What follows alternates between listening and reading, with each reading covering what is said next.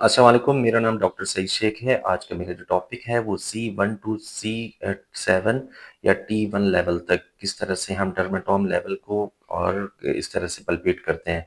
सबसे पहले ऑक्सीपिटल के नीचे C1 फिर उसके बाद फिर एक उँगली नीचे रखेंगे C2, एक उँगली फर्दर नीचे रखेंगे C3, इसके बाद दोबारा से नीचे आएँगे C4 और C5 देन C6।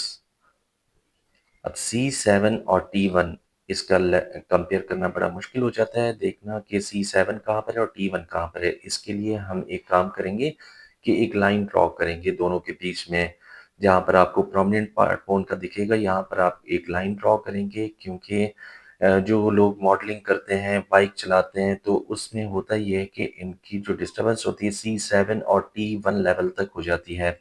ऑर्थोपेडिक की असेसमेंट या फिज़ियोथेरेपी की असेसमेंट में ये कंपेयर करना बहुत ज़रूरी होता है कि आया कि आपका जो पेन है, वो C7 लेवल पर है या T1 लेवल पर है। ये बड़ा मुश्किल हो जाता है, इसलिए मैंने एक लाइन ड्रॉ की।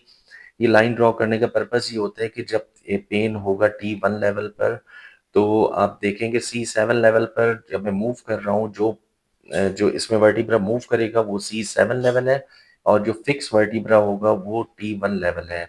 इस तरीके से हम आइडेंटिफ़ाई कर सकते हैं और अपना ट्रीटमेंट करेंगे। ट्रीटमेंट में पेन देखेंगे किस तरीके का है, नेचर ऑफ पेन किस तरीके का है, डल पेन है, शूटिंग पेन है या कंप्रेशन पेन है। कंप्रेशन होगा तो पेन रेडिएट होगा, डल और शार्प पेन वहाँ पे लोकलाइज़ पेन होता है।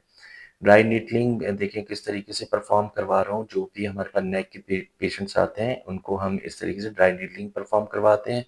मायोटोम लेवल इसके बाद मैं आपको दिखा रहा हूँ कि myotome level C2, C3 level पर फ्लेक्शन किसमें होती है, शोल्डर एलिवेशन, फिर शोल्डर एब्डक्शन C5 लेवल पर, एल्बो फ्लेक्शन C6 लेवल पर, wrist extension C6, C7 wrist flexion, elbow extension C7, thumb extension C8 और T1 finger abduction, T2 to T12 trunk and और उसके बाद फिर एब्डोमिनल जो muscles होते हैं इसके मायोटोम हम इसमें